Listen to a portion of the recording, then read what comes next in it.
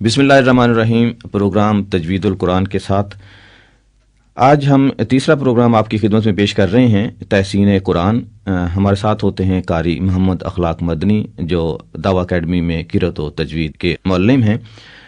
قاری صاحب، تحسین قرآن کے حوالے سے آپ ذرا اپنا بیان فرمائیں۔ نحمدہ ونصلی علی رسولہ الکریم، اما بعد فاعوذ باللہ السمیع العلیم من الشیطان الرجیم، بسم اللہ الرحمن الرحیم۔ ورتل القرآن ترتیلا، صدق اللہ العظیم۔ پہلے پروگرام میں ہم آپ کو یہ بتا چکے ہیں کہ اللہ کا کلام حضور نبی کریم صلی اللہ علیہ وسلم پہ نازل ہوا، اور حضور نبی کریم صلی اللہ علیہ وسلم سے صحابہ نے سنا، اور صحابہ اکرام رضوان اللہ اجمعین سے تابعین نے سنا، پھر تبع تابعین نے۔ یہ سلسلہ اب تک قرآن کریم کا چلا آ رہا ہے۔ قرآن کریم چونکہ اللہ کی کلام ہے، اور اللہ نے اپنی کلام عربی زبان میں نازل فرمائی۔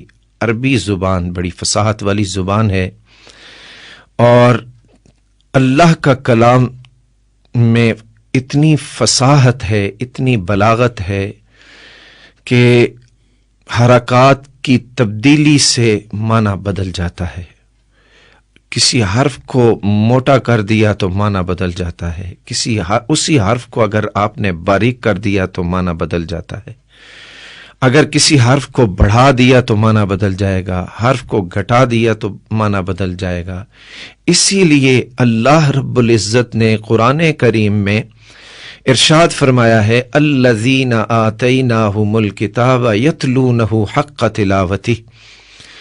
اللہ کی کلام کو اس طرح تلاوت کریں جس طرح اس کا حق ہے تلاوت کرنے کا۔ اور حق کیا ہے تلاوت کرنے کا؟ کہ جس طرح اللہ رب العزت نے جبریل امی کے ذریعے حضور نبی کریم صلی اللہ علیہ وسلم پر قرآن کریم نازل فرمایا ہے، اور پھر صحابہ نے سنا ہے، اسی طرح ہم قرآن کریم کی تلاوت کریں۔ جیسے کہ پہلے پروگرام میں آپ کو بتا چکا ہوں کہ حضرت عبداللہ ابن مسعود رضی اللہ تعالی عنہ قاری قرآن ہیں، جن کی تلاوت کو سننے کے لیے نبی علیہ الصلوۃ والسلام بھی عبداللہ ابن مسعود سے فرمایا کرتے تھے کہ تم مجھے قرآن کریم سناؤ۔ حضرت عبداللہ ابن مسعود کو قاری قرآن کہا جاتا ہے، اور روایات میں آتا ہے کہ مدینہ منورہ میں سب سے پہلے جہرن یعنی بلند آواز سے قرآن کریم پڑھنے کی سعادت بھی حضرت عبداللہ ابن مسعود رضی اللہ تعالیٰ عنہ کو ہی حاصل ہوئی۔ اب قرآن کریم کو صحیح پڑھنے کے لیے ایک فن تجوید کا، وہ جو ہمارا یہ پروگرام چل رہا ہے تجوید کے نام سے، ایک فن ایجاد ہوا، اور یہ فن دو طریقوں سے ہمارے پاس پہنچا ہے۔ ایک عملی طریقہ ہے اور ایک ہے کتابی شکل میں۔ اب عملی جو ہم تک پہنچا ہے وہ تو پہلے بھی آپ کو بتا چکا ہوں کہ اللہ رب العزت سے جبریل امی، اور جبریل امی نے لوح محفوظ سے جبریل امی، اور جبریل امی نے نبی علیہ الصلوۃ والسلام کو پہنچایا، اور نبی علیہ الصلوۃ والسلام نے صحابہ کو، صحابہ نے تابعین کو، اور پھر تابعین نے تبع تابعین کو، اور یہ سلسلہ قراء کا ابھی تک اس اسناد کے ساتھ چلا آ رہا ہے۔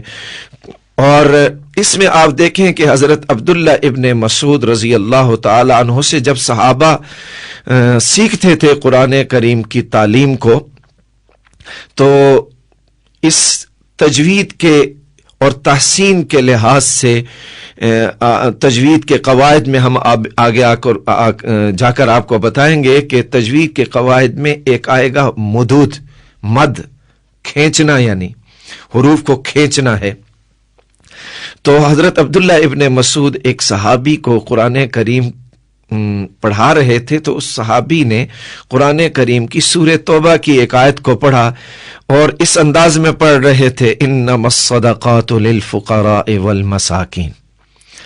تو حضرت عبداللہ ابن مسعود رضی اللہ تعالیٰ عنہ نے صحابی سے فرمایا کہ ما سمعت من رسول اللہ صلی اللہ علیہ وسلم، میں نے رسول اللہ صلی اللہ علیہ وسلم سے تو اس طرح نہیں سنا جس طرح آپ پڑھ رہے ہیں۔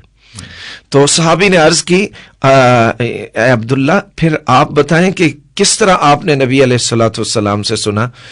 تو اسی آیت کو اس انداز میں حضرت عبداللہ ابن مسعود تلاوت فرماتے ہیں، پڑھتے ہیں انما الصدقات للفقراء والمساکین، یعنی فقراء کو کھینچا نہیں تھا، یہ مد ہے، یہاں مد، اس کو ہم آگے آپ کو جا کر بتائیں گے کہ یہ کون سی مد ہے، اس کو مد متصل کہتے ہیں، مد مدود کی قسمیں ہیں، تو اس کو مد متصل کہتے ہیں، اور یہ واجب ہے، اس میں تقریباً 5 حرکات کھینچی جاتی ہیں، یعنی 2.5 الف کے برابر حرکات کھینچی جاتی ہیں اس کی۔ تو اس صحابی نے جب انما الصدقات للفقراء والمساکین پڑھا تو حضرت عبداللہ ابن مسعود نے ان سے کہہ دیا کہ ما سمعت من رسول اللہ صلی اللہ علیہ وسلم ہاکذا، میں نے نبی علیہ الصلوۃ والسلام سے اس طرح نہیں سنا۔ تو صحابی نے عرض کی کہ آپ نے کس طرح سنا؟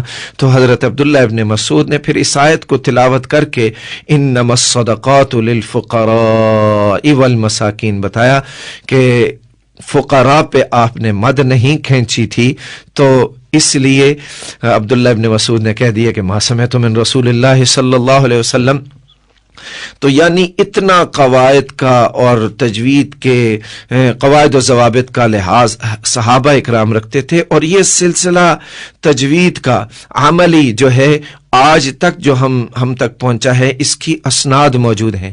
میرے خود اساتذہ میں سے ہیں قاری عبد الرحیم الحافظ العلیمی، ان کے استاد تھے عبد الفتاح مرصفی، اور ان کے استاد تھے عبداللہ زیات، اور یہ سلسلہ تقریباً 15 واسطوں کے ساتھ نبی علیہ الصلوۃ والسلام تک پہنچتا ہے اساتذہ کا۔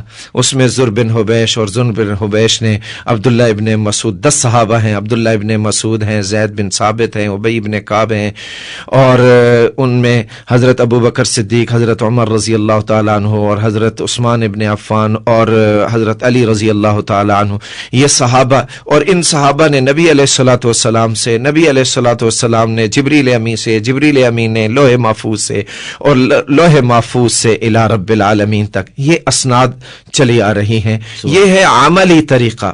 اب قرآن کریم کو جو تحسین کے ساتھ پڑھنا ہے، اس میں اللہ رب العزت نے خود قرآن کریم میں فرمایا وَرَتِّلِ الْقُرْآنَ تَرْتِيلًا، قرآن کریم کو ٹھہر ٹھہر کے آہستہ اور خوبصورت آواز بنا کے پڑھو۔ ترتیلا کا معنی حضرت علی رضی اللہ تعالیٰ عنہ کے ایک قول کے مطابق ترتیلا کا معنی کیا حضرت علی رضی اللہ تعالیٰ عنہ نے اے تجویدہ۔ ترتیل کا معنی حضرت علی رضی اللہ تعالیٰ عنہ نے تجوید کے معنوں میں استعمال کیا ہے کہ یعنی تجوید کے قواعد کے مطابق قرآن کریم کی تلاوت کی جائے۔ اور اس میں بہت سی احادیث ہیں جس میں حضور نبی کریم صلی اللہ علیہ وسلم نے ارشاد فرمایا ہے کہ زین القرآن باصواتها یا اقرأ القرآن بلحون العرب واصواتها، قرآن کریم کو عرب کے آواز میں اور ان کے لہجوں میں پڑھا جائے، ان کی آواز میں پڑھا جائے اور ان کے لہجوں میں پڑھا جائے۔ اور ایک حدیث میں آتا ہے زین القرآن باصواتها، یعنی قرآن کریم کو اچھی آواز میں پڑھا جائے، اس کو خوبصورت آواز میں پڑھا جائے۔ اور اس میں احادیث کے علاوہ علماء قراء نے پھر اس میں بڑی محنت کی ہے۔ علامہ جزری رحمۃ اللہ علیہ جو اس فن میں بڑے اساتذہ میں شمار ہوتے ہیں، اور ان کی ایک کتاب ہے، اور اس کتاب کا نام بھی جزری مشہور ہے۔ اس کے متن میں اور اس کتاب میں امام جزری رحمۃ اللہ علیہ نے ایک اشعار میں ہے، وہ اشعار میں یہ فرمایا والاخذ بالتجوید حتم لازم من لم یجود القرآن عاصم، یعنی تجوید کا علم سیکھنا نہایت ہی ضروری ہے، اور جو من لم یجود القرآن عاصم، جو تجوید کے ساتھ قرآن کریم کو نہیں پڑھتا وہ گناہ گار ہے۔ تو اس لیے آپ کو میں نے قرآن کریم کے دلائل بھی دیے اور احادیث بھی پڑھ کے سنائی اور اجماع بھی یعنی علماء کے اقوال بھی سنائے. تو اس لیے ہم سب کو قرآن کریم صحیح پڑھنے اور تجوید کے ساتھ تجوید کے قواعد کے ساتھ پڑھنے کی اللہ تعالی ہمیں توفیق عطا فرمائے. اور اس میں اکثر لوگ قرآن کریم کی تلاوت تو کرتے ہیں. میں ایک مثال دیتا ہوں. شروع میں نے آپ کو بتا دیا کہ حرف کو موٹا کرنا اور باریک کرنے سے معنی بدل جاتا ہے. آپ ایک حرف کو لے لیں، مثلا قاف کو لیتے ہیں تو قاف، جب آپ قاف کی آواز کو نکالیں گے تو آواز میں ایک اٹھاؤ پیدا ہونا چاہیے، ایک جنبش پیدا ہونی چاہیے. مثلا کلام اللہ میں آتا ہے الا من اتی اللہ بقلب سلیم، اللہ کی بارگاہ میں نیک لوگ دل سلیم لے کر حاضر ہوں گے. قلب کا معنی ہے دل. تو قلب کو جب ہم نے ادا کیا تو آواز میں ایک اٹھاؤ پیدا کیا قاف کی آواز میں، اور آواز میں ایک جنبش پیدا کی قلب. تو قلب کا معنی ہے دل. اور اگر اسی قاف کو ہم ذرا سی ہلکی آواز میں اٹھاؤ پیدا نہیں کرتے، آواز میں جنبش پیدا نہیں کرتے، آواز میں نرمی پیدا کرتے ہیں تو قلب ہو جائے گا، اور قلب کا معنی ہے کتا. تو دیکھیں معنی میں کتنی تبدیلی آ جائے گی.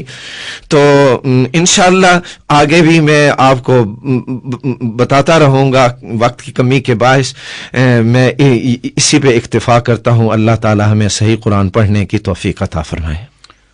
بہت شکریہ قاری صاحب. آج ہم گفتگو کر رہے تھے تحسین قرآن کے حوالے سے. آئندہ پروگرام ہمارا ہوگا تعظیم قرآن کے حوالے سے. ہم سب آپ سے دعا کے طلبگار ہیں. بہت شکریہ.